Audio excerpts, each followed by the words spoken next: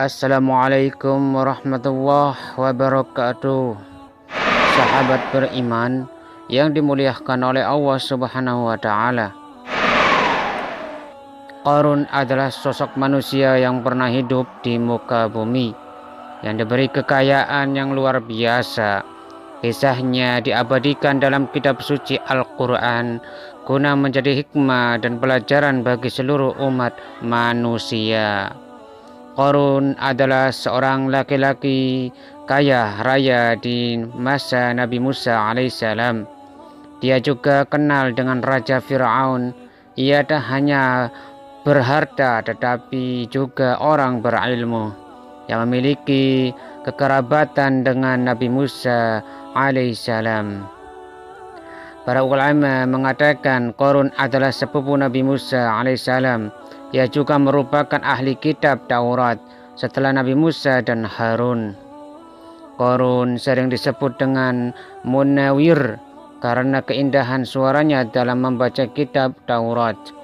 Qatadah, Muqatil, dan Al-Kalbi mengatakan bahwa Qarun adalah kaum Bani Israel yang paling bagus bacaan Tauratnya. Ia bahkan merupakan salah satu dari 70 laki-laki yang terpilih dari kaum Nabi Musa alaihissalam untuk memohonkan taubat kepada Allah Subhanahu wa taala karena patung lembu yang disembah kaum Nabi Musa. Tidak hanya ilmu agama, Qarun juga memiliki keahlian dalam berbisnis. Ia menguasai berbagai jenis usaha, bahkan mengetahui trik investasi yang menguntungkan dan jalur perdagangan internasional yang strategis. Meskipun Qarun merupakan sepupu Nabi Musa alaihissalam, ia justru menjadi salah satu pendukung dan penyokong Fir'aun pada masa itu. Hal ini dilakukannya agar ia tetap menduduki posisi yang strategis dalam bisnisnya. Mengingat saat itu Fir'aun adalah raja yang sangat berkuasa bagi kaum Bani Israel. Maka tak heran bila Qarun mempunyai harta yang sungguh melimpah ruah. Ia memiliki puluhan hingga ratusan gudang harta.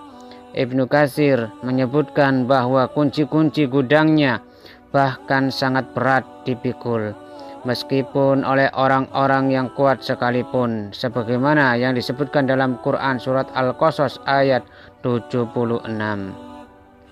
Disebutkan kunci-kunci gudangnya dibawa oleh 60 keledai.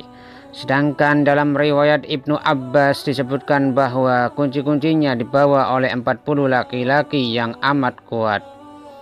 Pakar-pakar bahasa bahkan menggambarkan orang yang memikul pun berengah-engah atau terengah-engah hingga tubuhnya miring karena menahan beban beratnya.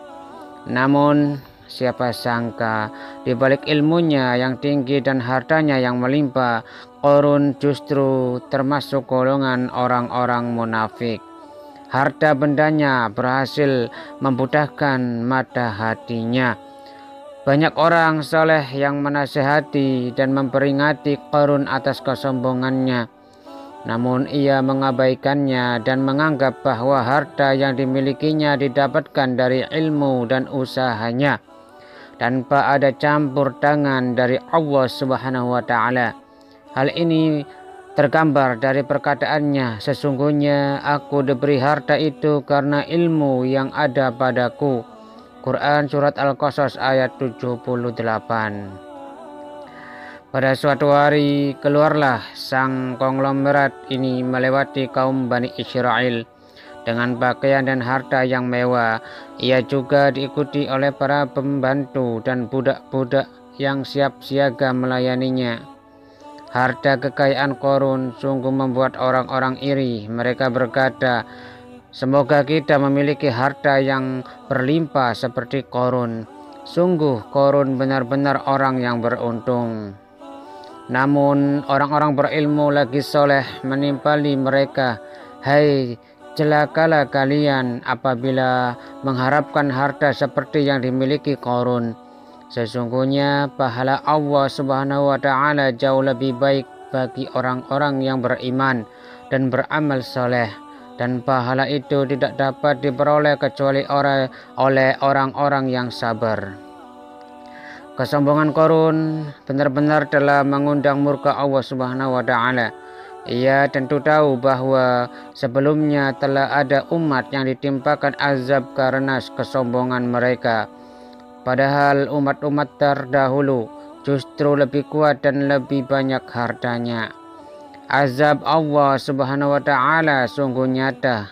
Allah Subhanahu wa Ta'ala menurunkan azab kepada Qarun berupa gempa bumi dan longsor yang dahsyat. Qarun tenggelam bersama seluruh harta kekayaannya ke dalam perut bumi.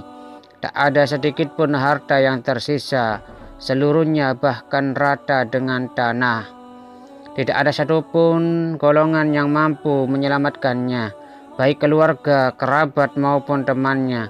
Harta yang selama ini dibanggakannya justru menjadi malapetaka baginya dan tak sedikit pun mampu menolongnya. Maka binasalah Qarun beserta harta kekayaannya dikarenakan kedurhakaan dan kekufurannya di Mesir, tepatnya di kota Fayyum, sekitar 60 km dari Cairah, dikenal satu tempat yang dinamai Buhairat Qarun, yakni Danau Qarun. Konon di sanalah lokasi perumahan Qarun dan di daerah itu pula ia ditelan bumi. Hingga kini bahkan orang-orang menyebut harta terpendam yang tidak diketahui pemiliknya dengan sebutan harta Qarun. Kisah Qarun tercantum dalam Al-Quran surat Al-Qasas ayat 76 sampai 83. Wallahu a'lam bishawab. Semoga Allah memberikan rahmat dan hidayahnya kepada kita semua. Amin. Amin ya rabbal alamin. Barakallahu fikum. Assalamualaikum warahmatullahi wabarakatuh.